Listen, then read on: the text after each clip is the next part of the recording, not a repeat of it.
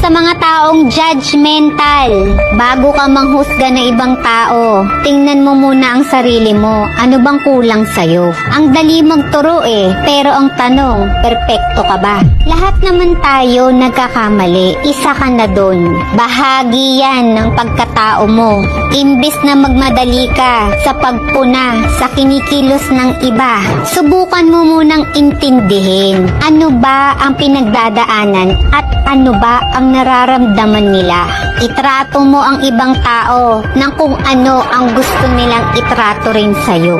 Lahat ng bibitawan mong salita laban sa ibang tao ay doble ng balik sa pagkatao mo. Tandaan mo, ang panghuhusga ay madalas na nagsasabi ng higit pa tungkol sa taong nanghuhusga kesa sa taong hinuhusgahan niya.